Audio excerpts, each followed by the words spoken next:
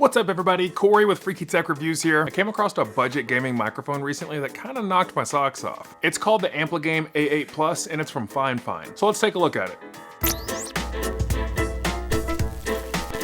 FIFINE has been around since 2009, but you might not have ever heard of them. They recently popped up on my radar because of their very reasonable prices for gaming peripherals. First, we're going to take a look at the build quality and features, and then we're going to do some testing. The AmpliGame A8 has a sleek and premium looking design with the mic itself nestled into its suspension shock mount. It has a detachable pop filter with a little hidden smiley face on it, and the adjustable thumb screw also allows you to remove the stand and use the included pivot mount to attach it to a boom arm of your choice with 2 thread sizes. Also included is a 6.5-foot USB cable. The mic has very well laid out controls that are mostly put in places that make sense. The only complaint I have is the mic gain knob is tucked pretty close to the suspension mount, but other than that, everything is laid out very well. Just below the mic gain knob, you'll find the headphone volume control that can adjust your headset volume if you run a pair through the 3.5mm headphone jack on the bottom of the mic. And also on the bottom, you'll find the USB-C connector and the RGB control key. There is no app control for this mic, so you will need to use this button to actually change the RGB settings, but you simply tap the button and you can change between multicolor gradient,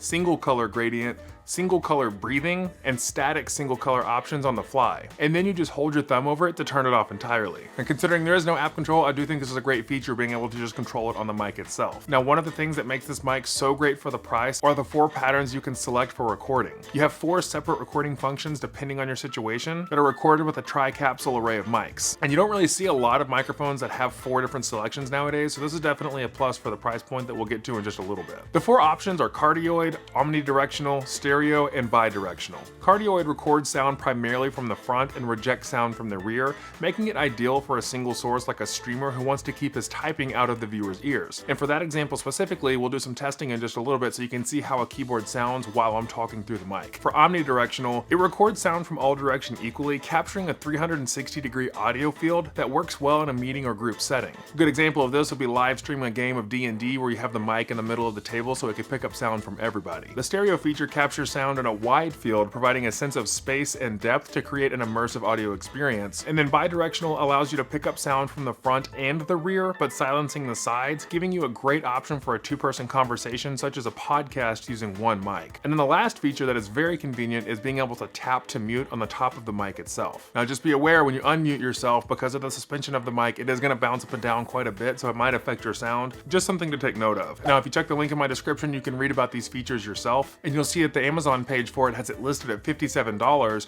and I even recently saw it with a 5% off coupon. Now, with all these features and the build quality, FIFINE had to cut corners somewhere and sacrifice the sound a little bit, right? No, that's actually not the case at all. This mic sounds really, really good for the price point. Right now I have the mic volume turned to about the halfway point, and you're hearing it from about 6 inches from my face. Now, still set on the cardioid function, you're hearing it about 3 feet from my face. Right now you're hearing it from the same level, but with my mouth against the pop filter. Now I'm going to run through a few tongue twisters that focus on different syllables so you can see how pronunciations sound. Should saucy sharks seek shelter soon? Baron, beacon, beckons, bacon, baron. Imagine an imaginary menagerie manager imagining managing imaginary menagerie. The lips, the teeth, the tip of the tongue, the tip of the tongue, the teeth, the lips. You might can tell that some of the enunciations are drowned out just a little bit, and you might have some less bassy B's. But for our next test, let's head over to the keyboard really quick and see how it sounds with very green clackety keys. This is an important test because a majority of people are going to purchase this mic for streaming, so you need to know how it sounds while you're typing. And be sure to let me know below in the comments what you think of this mic and how it sounds while I'm using it. Okay, so now we're going to do some testing with this Razer Black Widow keyboard that I have. It has Razer green switches, which are super, super loud and clackety. So if there's a keyboard that you're going to hear while you're using this mic, it's definitely going to be this one. Right now, this microphone's about 6 inches from my face. It is set on the cardioid setting,